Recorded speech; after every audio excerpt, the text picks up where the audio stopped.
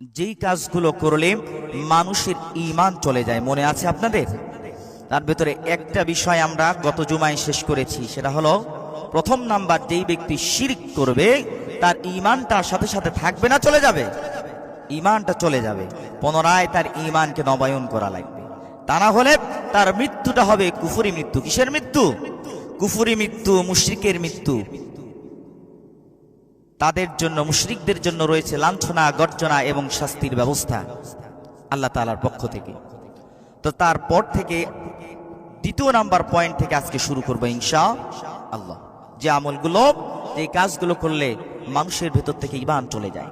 দ্বিতীয় নাম্বার, আল্লাহ রাব্বুল আলামিন যে কাজটা করলে ঈমান চলে যায় তার ভিতরে অন্যতম হলো আল্লাহ এবং বান্দার মধ্যে কাউকে মধ্যস্থতাকারী বানান। আল্লাহ এবং তার বান্দার মধ্যে কি বানানো? কাউকে মধ্যস্থতাকারী বানান।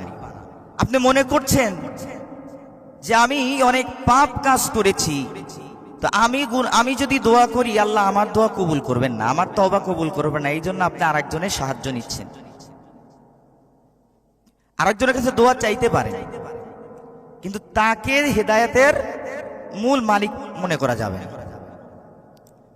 আরো একটু ক্লিয়ার করি, আমরা বিভিন্ন মাজারে বাজারে বিভিন্ন ভণ্ড পীরের কাছে গিয়ে অনেকের এরকম অন্ধবিশ্বাস আছে না নাই, যে ইনার কাছে আসতে এই কারণে যে ইনি আমাদের পক্ষ থেকে কি করবে, আল্লাহর কাছে সুপারিশ করবে, তাহলে আমার জিন্দেগিতে যত গুনাহ করেছি সব গুনাহ, সব পাপগুলো আল্লাহ তাআলা কি করে নেবেন, মাফ করে দিবেন। তিনিও আল্লাহর বান্দা, আপনিও আল্লাহর বান্দা। আপনার মধ্যে আর তার মধ্যে কোনো পার্থক্য আছে? আমলগত ভাবে পার্থক্য থাকতে পারে, কিন্তু সৃষ্টিগত ভাবে আল্লাহ তাআলা আপনাকে যে গুনাহবলী দিয়ে সৃষ্টি করেছেন, যিনি কবরে শুয়ে আছেন তাকে ওই গুনাহবলী দিয়ে আল্লাহ তাআলা সৃষ্টি করেছেন। তো আল্লাহ রাব্বুল আলামিন পবিত্র কোরআনুল কারীমের ভিতরে বলেছেন, নির্দিষ্ট করে কোনো বান্দার কাছে যাওয়ার কথা আল্লাহ তাআলা বলেন নাই।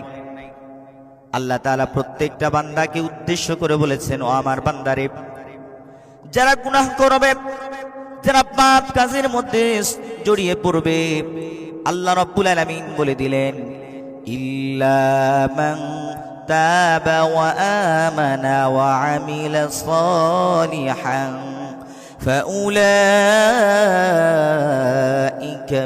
ইউবাদদিলুল্লাহু সাইয়্যাতিহিম